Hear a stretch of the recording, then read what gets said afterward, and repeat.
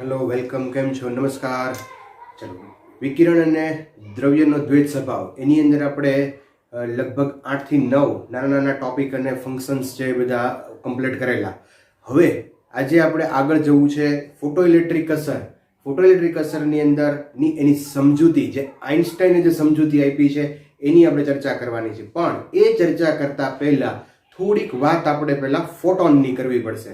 અચ્છા, એ પહેલાં પણ ફોટોનની ચર્ચા કરીએ એ પહેલાં પણ આપણે જે આગળના થોડાક ટોપિક, જે પોઈન્ટ્સ ભણી ગયા છીએ, જે મેં નોટ ડાઉન કરેલા છે, એ પોઈન્ટની હું ઝડપથી ડિસ્કશન કરી લઉં એટલે તમને હવે પછીનું આગળનું કામ કરવામાં ઘણી બધી સરળતા રહે. તો પહેલો એક પોઈન્ટ છે અહીંયા વર્ક ફંક્શન. ઝડપથી આપણે રિવાઇઝ કરી લઈએ. વર્ક ફંક્શન એટલે શું? તો કે જ્યારે કોઈ ધાતુમાંથી ઇલેક્ટ્રોનને, અહીંયા કોઈ ઇલેક્ટ્રોન છે એને બહાર આવવા માટે જે જરૂરી લઘુત્તમ ઉર્જા છે એ ઉર્જાને આપણે વર્ક ફંક્શન કહીએ છીએ. મિત્રો હું અહીંયા લખી નાખું કે જરૂરી લઘુત્તમ ઉર્જા.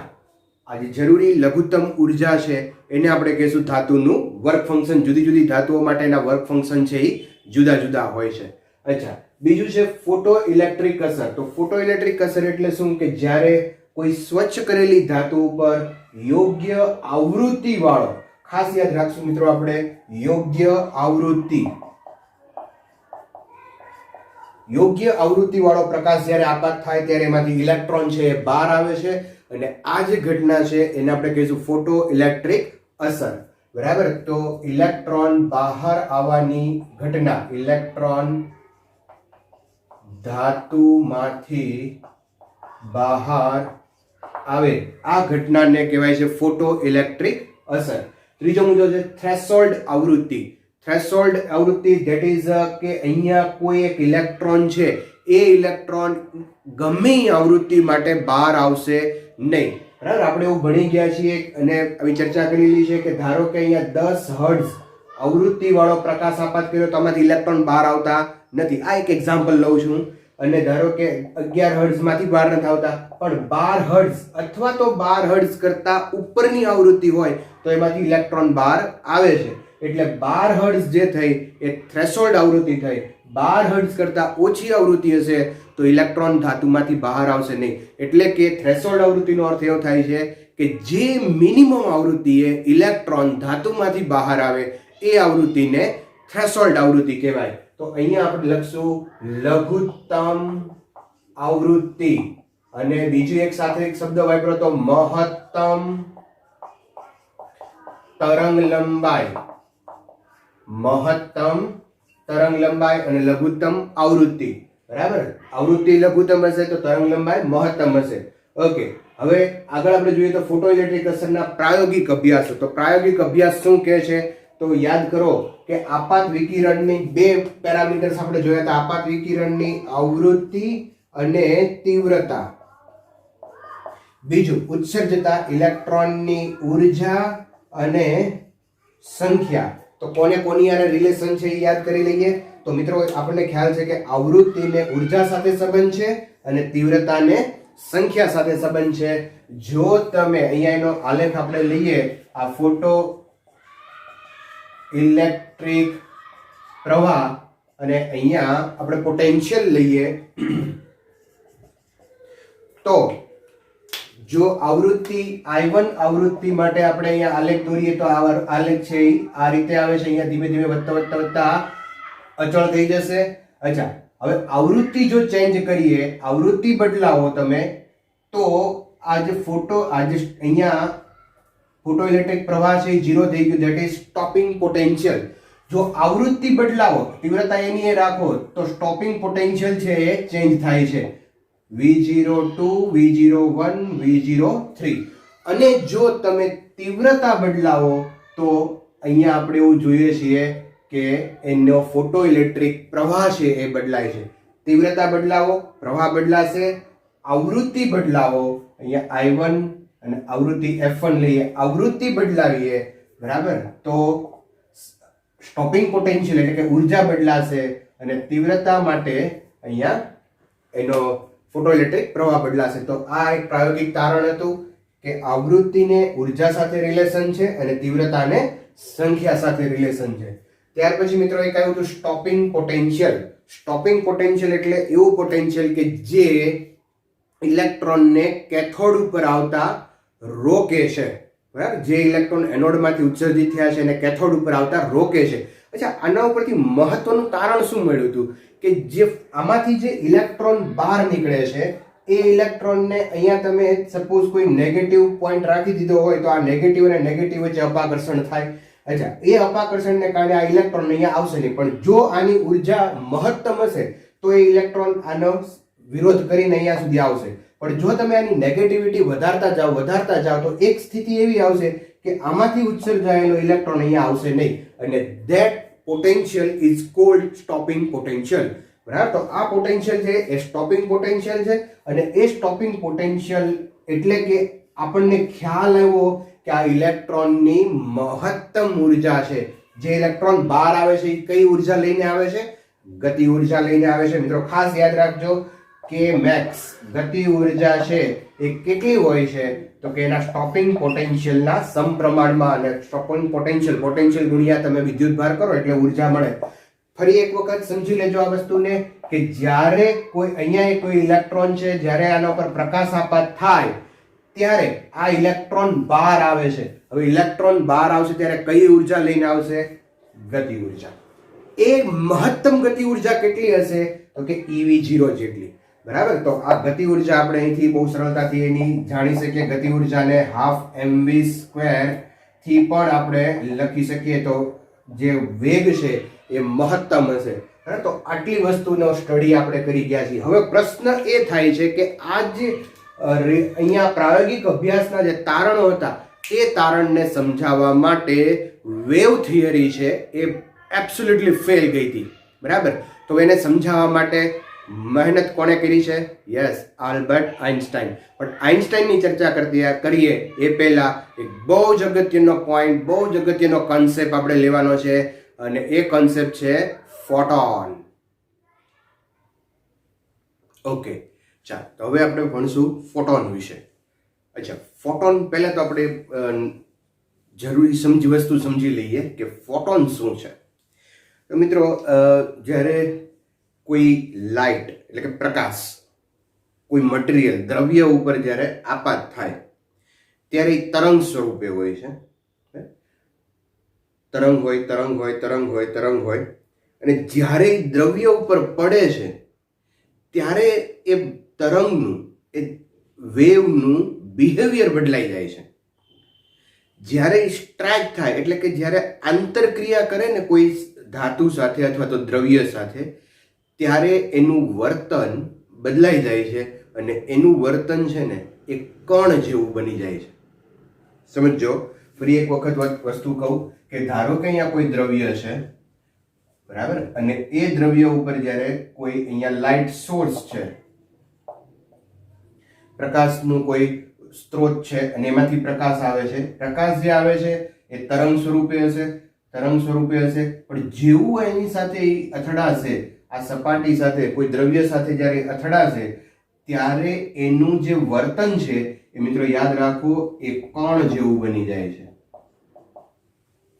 તો પ્રકાશનો આ જે કણ છે એને ફોટોન કહેવાય છે. જેવા કે ઇલેક્ટ્રોન છે, ન્યુટ્રોન છે, પ્રોટોન છે, છેલ્લે બધા ટોન ઓન લાગે છે. બરાબર, જો બેઝિક જે પ્રાઇમરી કણ છે એ બધા માટે ઓન લાગતા હોય, તો એમાં પ્રકાશનો કણ છે ફોટોન છે. બરાબર, ફોટો એટલે પ્રકાશ, તો ફોટોનનો કણ છે એટલે ફોટોન કીધું છે આને, પ્રકાશનો કણ છે. અચ્છા મિત્રો, એ બહુ મહત્વનું નથી, પણ મહત્વની શું વસ્તુ છે યાદ રાખજો કે જ્યારે કોઈ પ્રકાશ દ્રવ્ય સાથે આંતરક્રિયા કરે છે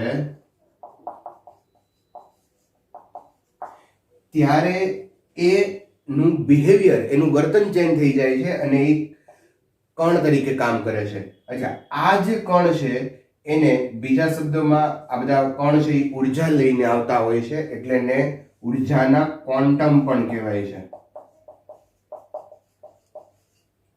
ઉર્જાના ક્વોન્ટમ કહેવાય છે. આની બેસ્ટ માહિતી છે એ આઇન્સ્ટાઈને આપી, અને એની જે સમજૂતી છે એ પણ એને આપી. અચ્છા, પણ એની ચર્ચા આપણે ત્યાં નથી કરતા. બેઝિક વાત મારે તમને એટલી કરવી છે કે પ્રકાશ છે એ સામાન્ય રીતે અત્યાર સુધી આપણે એને તરંગ સ્વરૂપે કલ્પના કરતા હતા, વેવ છે. પણ જ્યારે એ કોઈ દ્રવ્ય સાથે, અતિ સૂક્ષ્મ દ્રવ્ય સાથે જ્યારે આના કણ સાથે આંતરક્રિયા કરે છે ત્યારે એનું વર્તન છે એ બદલાઈ જાય છે અને એ વર્તન કણ જેવું થઈ જાય છે. ધારો કે કોઈ આપણે એક્ઝામ્પલ લઈએ, કોઈ બલૂન છે, ફુગ્ગો, અને એની અંદર કોઈ આપણે પાણી ભરેલું છે, કલરફુલ પાણી ભરેલું છે. તો એ કલરફુલ પાણી, ધારો કે બલૂન તમારી પાસે છે ને તમે મારા ઉપર એ કલરફુલ પાણીવાળું બલૂન નાખો છો. અચ્છા, જ્યારે બલૂન આવતા હોય ત્યારે મને કોઈ પ્રક્રિયા, મારા ઉપર કોઈ રંગોની અસર થવાની નથી. પણ જેવા બલૂન મારા ઉપર ફૂટશે એટલે અહીંયા કલર છે એ બદલાઈ જશે. એટલે થયું અહીંયા એવી જ વસ્તુ બની હતી કે જ્યારે આના પર પ્રકાશ આપાત થાય ને ત્યારે આ ચળકવા મળતું હતું, લાઇટિંગ થતું હતું, બરાબર. તો એવું શું કામ થયું? તો કારણ કે લાઇટ આના ઉપર પડે છે ત્યારે એ કાંઈક એવી પ્રક્રિયા, આંતરક્રિયા કરે છે કે જેથી કરીને આ તરંગ છે એ કણ તરીકે કંઈક બિહેવ કરે છે. જેમ બલૂન છે એ મારા ઉપર ભટકાય ત્યારે પાણી છે એ બધું અહીંયા વિખેરાઈ જાય, કલરફુલ પાણી છે એટલે અહીંયા રંગ છે એ બધા બદલાઈ જાય, બરાબર. તો આવી રીતે કાંઈક પ્રકાશ છે એ કણ તરીકે બિહેવ કરે છે અને એ કણ છે એને આપણે કહીશું ફોટોન. અને આ ફોટોન છે એ બીજું કાંઈ નથી, એક ઉર્જાનો ક્વોન્ટમ છે.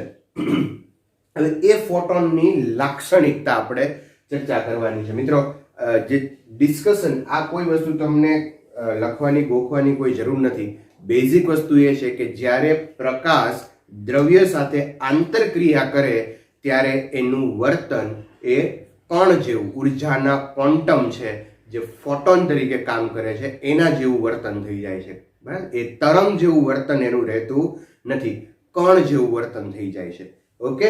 હવે એ જે કણ ફોટોન છે પ્રકાશનો, એની થોડીક લાક્ષણિકતાઓની આપણે ચર્ચા કરવી છે. આ લાક્ષણિકતાઓ છે એ એક્ઝામની અંદર પૂછી શકાય અને આના ઉપરથી MCQ આવે. સાથે સાથે આપણે GNET ને લગતો કોન્સેપ્ટ પણ આની સાથે લેતા જશું. ઓકે. તો હવે એક પછી એક લાક્ષણિકતા આપણે લઈએ. ચાલો, પહેલી લાક્ષણિકતા લઈએ આપણે ફોટોનની ઉર્જા. અચ્છા મિત્રો, ફોટોનની જે ઉર્જા છે એ એના આવૃત્તિના સમપ્રમાણમાં છે એવું મેક્સ પ્લાન્કે કીધું હતું. તો અહીંયા આપણે એક નોટ કરી લઈએ. ઉર્જા E proportional to આવૃત્તિ. આ ન્યુ F ચલે છે ન્યુ એટલે અથવા તો આવૃત્તિ. આ સિમ્બોલ આવૃત્તિનો સિમ્બોલ છે. આવૃત્તિ માટે F પણ વપરાય છે અને આ રીતે ન્યુ પણ વપરાય છે. ઓકે. પ્રોપોર્શનાલિટી કાઢી નાખીએ, એક કોન્સ્ટન્ટ મૂકશું. E is equal to NHF અથવા તો અત્યારે હું લખું છું HF અથવા તો H ન્યુ. H આ જે H છે એ પ્લાન્ક કોન્સ્ટન્ટ છે અને ન્યુ આવૃત્તિ છે. આની સાથે સાથે એક બીજું પણ આપણે ફોર્મ્યુલા લખીએ તો H ન્યુ F આવૃત્તિની જગ્યાએ લખશું C by લેમ્ડા. આવૃત્તિ F is equal to C by lambda. 11th ની અંદર આપણે ભણી ગયા છીએ આવૃત્તિ બરાબર C upon લેમ્ડા. તો અહીંયા એક થઈ જશે સૂત્ર HC by લેમ્ડા. અચ્છા, અહીંયા થોડાક જે ટર્મ્સ છે એને સમજી લઈએ. તો H આ જે છે H છે એ પ્લાન્ક કોન્સ્ટન્ટ છે.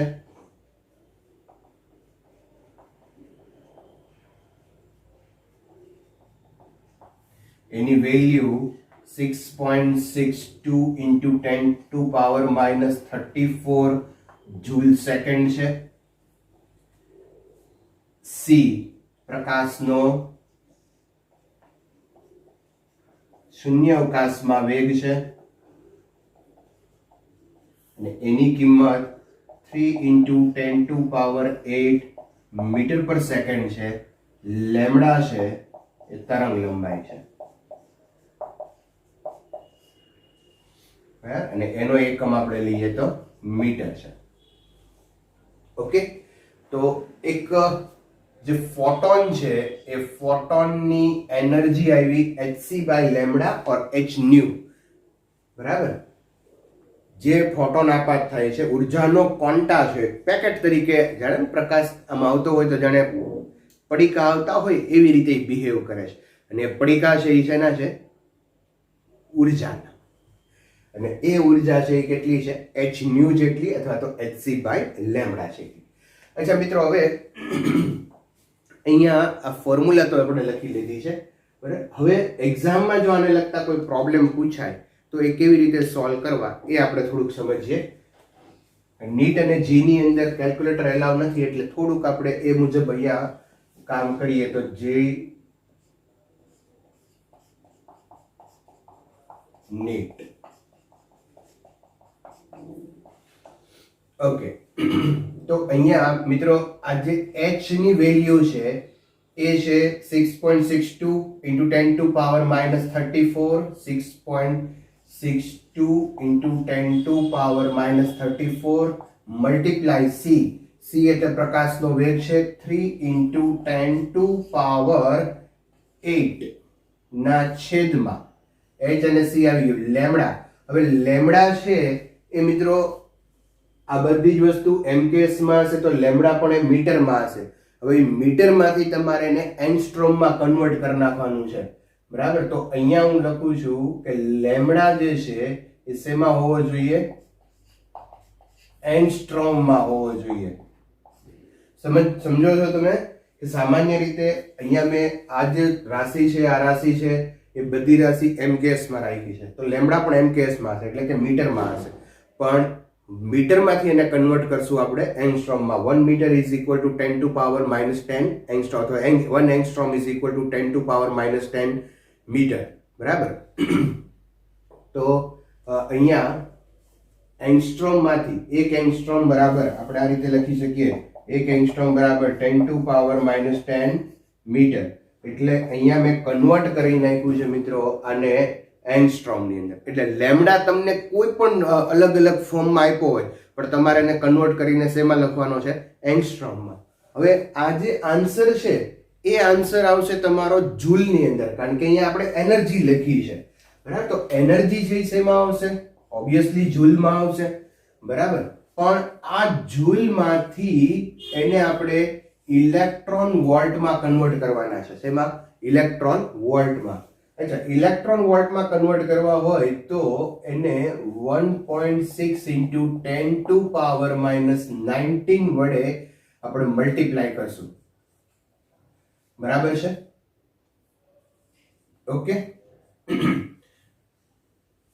કારણ કે અહીંયા જે એનર્જી છે એ બધા અતિ સૂક્ષ્મ કણો માટેની એનર્જી છે અને એ એનર્જી આપણે મેઝર કરવાની છે ઇલેક્ટ્રોન વોલ્ટમાં.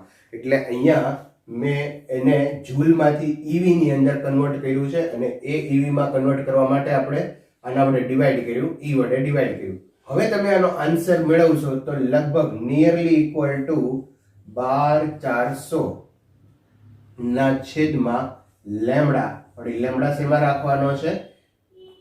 એંગસ્ટ્રોમમાં, electron volt.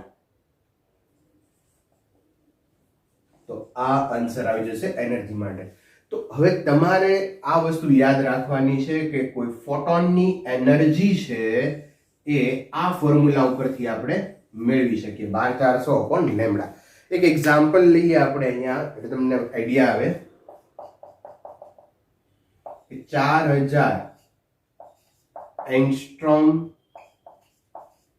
તરંગ લંબાઈ વાળા ફોટોનની ઉર્જા ગણો. એ ફોટોનની ઉર્જા છે એ ઇલેક્ટ્રોન વોલ્ટમાં ગણો.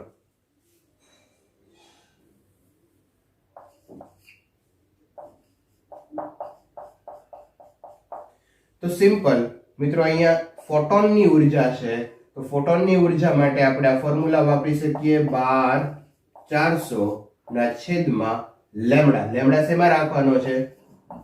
એંગસ્ટ્રોમમાં. અહીં ઓલરેડી એંગસ્ટ્રોમમાં આપી દીધેલો છે. જો એંગસ્ટ્રોમમાં એને નો આપ્યો હોત તો આપણે એને એંગસ્ટ્રોમમાં કન્વર્ટ કરીએ. સપોઝ તમને આમ આપ્યો હોત, કે 4 × 10⁻⁻7 મીટર આમ આપ્યો હોત તમે, બરાબર? તો આ મીટરમાંથી તમારે ક્યાં જવું પડે? એંગસ્ટ્રોમમાં જવું પડે. તો તમારે અહીંયા આ રીતે કરવું પડશે 4 × 10⁻⁷ મલ્ટીપ્લાય 10⁻10, બરાબર?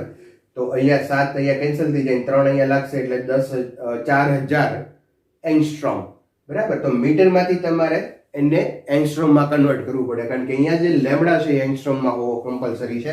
ચલો અહીંયા કેન્સલ કરશું 0.00 અને અહીંયા 4 તેરી 12 અને 4 એકા 4, તો ઇલેક્ટ્રોન 3.1 ઇલેક્ટ્રોન વોલ્ટ આટલી એનર્જી આવશે. તો ફોટોનની ઉર્જા 3.1 ઇલેક્ટ્રોન વોલ્ટ થઈ. હવે મિત્રો એક હોમવર્કમાં તમને કામ આપું, વિડીયો પોઝ કરી અને કોમેન્ટ કરો કે આ ઉર્જા છે ઇલેક્ટ્રોન વોલ્ટમાં છે, એની બદલે હવે મને જૂલમાં કન્વર્ટ કરીને બતાવો. ઉર્જા 3.1 ઇલેક્ટ્રોન વોલ્ટ છે, એની બદલે જૂલમાં કન્વર્ટ કરીને કહો કેટલી થાય ઉર્જા. ઓકે, તો મિત્રો આ વસ્તુ થઈ ગઈ ફોટોનની ઉર્જા. ફોટોનની ઉર્જા માટે હું અહીંયા નોટ કરી રાખું કેટલી વસ્તુ તમારા માઇન્ડમાં હોવી જોઈએ. ફોટોનની ઉર્જા EP = hν = hc by lambda और 12400 ના છેદમાં લેમ્બડા શેમાં રહેવો જોઈએ? એંગસ્ટ્રોમમાં, ઇલેક્ટ્રોન વોલ્ટ એંગસ્ટ્રોમ. ઓકે, તો આટલી વસ્તુ ખાસ યાદ રાખશું આપણે, અને સાથે સાથે આ બધા ડેટા પણ યાદ રાખજો. ઓકે, ચાલો હવે બીજી વસ્તુ લઈએ આપણે ફોટોનનું વેગમાન, પણ આટલું નોટ કરી લ્યો. નેક્સ્ટ લઈએ આપણે ફોટોનનું વેગમાન. અચ્છા, વેગમાન માટે અહીંયા હું સીધું જ લખું. વેગમાન બહુ સિમ્પલ છે. એક ફોર્મ્યુલા આપણે ભણી ગયા છીએ, E = mc², બરાબર? E અહીંયા લખીએ આપણે, E = mc², બરાબર? m એટલે દળ, c એટલે વેગ. દળ ગુણ્યા વેગ કરો એટલે થઈ જાય વેગમાન. આ થઈ ગયું વેગમાન. તો વેગમાન P = E/c. વેગમાન P = E/c. અચ્છા, E ની જગ્યાએ આપણે ઉપરથી નોટ લખી શકીએ hν. hν/c. ન્યુ ની જગ્યાએ c/λ લખી શકાય, તો hc/λ. c કેન્સલ થઈ જશે. આ ન્યુ ની કિંમત મૂકી c/λ, c અહીંયા કેન્સલ થઈ જશે, તો h/λ. તો આ ફોટોનનું વેગમાન આવી ગયું, ફોટોનનું વેગમાન આવી ગયું h/λ. ઓકે, તો બહુ સિમ્પલ છે. આની અંદર કોઈ બહુ રોકેટ સાયન્સ નથી, બરાબર? એટલે આ વસ્તુ ધ્યાનમાં રાખજો. પણ આનો ઉપયોગ કરશું આપણે વેગમાનનો h/λ और E/c. ઓકે, નેક્સ્ટ લઈએ આપણે ફોટોનનું દળ. ફોટોનનું દળ અહીંથી જ લેશું આપણે. તો ફોટોનના આ m ને સૂત્રનો કરતા બનાવીએ તો E/c². તો અહીંયા થઈ જશે ફોટોનનું દળ m = E/c². E ની વેલ્યુ મૂકો hν/c², और એક અહીંયા ન્યુ ની જગ્યાએ મૂકીએ આપણે c/λ, તો h/c × λ. એક c કેન્સલ થઈ જશે. ઓકે, ચાલો તો ક્લિયર આટલું. હવે બહુ જ અગત્યની વાત કરવી છે આપણે પ્રકાશની તીવ્રતા, બરાબર? પ્રકાશની તીવ્રતા. ઓકે, ચાલો નેક્સ્ટ લઈએ મુદ્દો આપણે લઈએ પ્રકાશની તીવ્રતા. અચ્છા, તીવ્રતાનો અર્થ શું થાય કે જ્યારે અહીંયા સપોઝ ધ્યાન રાખજો કે અહીંયા કોઈ એક ધાતુ છે, આનું આપણે ક્ષેત્રફળ લઈએ a, અને આ સપાટી ઉપર જ્યારે કોઈ વિકિરણ ઉર્જા આપાત થાય, બરાબર? એના માટેનો ટાઈમ લઈએ આપણે t. તો એકમ ક્ષેત્રફળ વાળી સપાટી પર એકમ સમયમાં આપાત થતી વિકિરણ ઉર્જાને વિકિરણની તીવ્રતા કહેવામાં આવે છે. તો આ ખાસ વ્યાખ્યા એક આપણે યાદ રાખશું. વ્યાખ્યા અહીંયા હું લખું છું, ધ્યાન રાખજો તમે. એકમ સમયમાં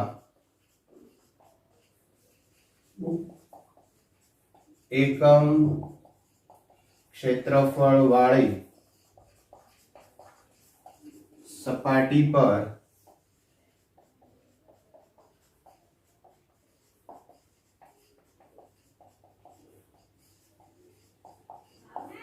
વિકિરણ ઉર્જાને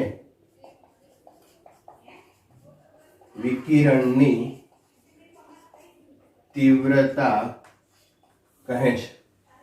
એના ઉપરથી આપણે એનું ફોર્મ્યુલા છે એ બનાવીએ. જો I is equal to E upon A into T, એકમ ક્ષેત્રફળ વાળી સપાટી પર 1 સેકન્ડમાં આપાત થતી વિકિરણ ઉર્જા. તો E I is equal to E upon AT. અચ્છા, E upon T ઉર્જાના છેદમાં સમય એટલે પાવર, તો પાવરના છેદમાં ક્ષેત્રફળ. ઓકે, હવે આનો એકમ આપણે ધ્યાનમાં લખી લઈએ. આનો એકમ શું થાય મિત્રો? તો એકમ અહીંથી ઉર્જાનો એકમ છે જૂલ ના છેદમાં એરિયા એટલે મીટર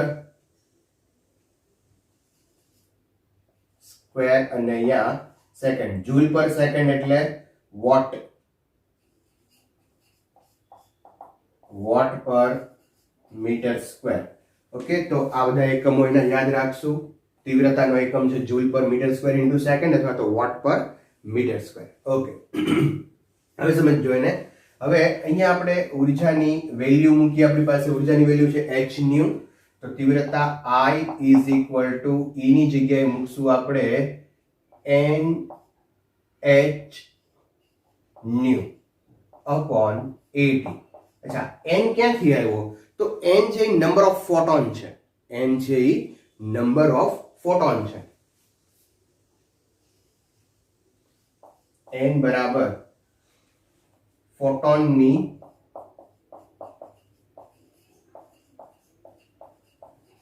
સંખ્યા છે, બરાબર. અને આ n upon t ને આપણે સ્મોલ n વડે બતાવીએ.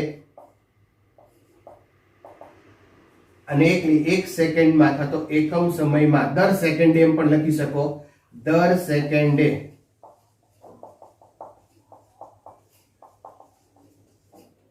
ઉત્સર્જતા ફોટોન, દર સેકન્ડે ઉત્સર્જતા ફોટોન ની સંખ્યા એને સ્મોલ n વડે બતાવી. તો અહીંયા આપણે સ્મોલ n વડે. અચ્છા, અત્યાર સુધી કેમ તમને એમ થાય કે ફોટોન, અત્યાર સુધી એક જ ફોટોનની આપણે વાત કરતા હતા. ફોટોનનું ફોર્મ્યુલા છે ફોટોનની ઉર્જા છે NHF. પણ NHF એટલે શું? n એટલે એક ફોટોન માટે. પણ હવે અહીંયા તીવ્રતાની જ્યારે વાત કરતા હોય, જ્યારે પ્રકાશ આપાત થાય છે ત્યારે કઈ એક ફોટોન નથી આવતો, ત્યારે ઘણા બધા ફોટોન આવતા હોય. એટલે અહીંયા મેં n ને ઇન્ટ્રોડ્યુસ કર્યો છે. ઓકે, તો અહીંયા એક આપણે ફોર્મ્યુલા મૂકી દઈએ. n upon t ની જગ્યાએ સ્મોલ n, તો small NH new upon A બરાબર છે. ઓકે, ન્યુ ની જગ્યાએ તમે પાછું c બાય લેમ્ડા મૂકી શકો, તો NHC બાય લેમ્ડા. ઓકે, તો આ પણ ફોર્મ્યુલા અહીંયા આપણે લખી શકીએ તીવ્રતા માટે. અચ્છા, હવે મિત્રો આને આપણે કહી દઈએ ઇક્વેશન નંબર 1. આ થઈ ગયું છે ઇક્વેશન નંબર 2. હવે આ બંનેને આપણે કમ્પેર કરીએ તો પાવર P, અહીંયા a છે, અહીંયા a છે, કેન્સલ થઈ જશે. તો P is equal to NHC by, અહીંથી n ને આપણે સૂત્રનો કરતા બનાવીએ તો n is equal to P lambda upon HC. તો આ ફોર્મ્યુલા યાદ રાખજો, બરાબર. અહીંયા પાવર માટે આ ફોર્મ્યુલા યાદ રાખજો. આના ઉપરથી ઘણા બધા પ્રોબ્લેમ્સ છે આપણે સોલ્વ કરશું. ઓકે, હવે આપણે આગળ જઈએ.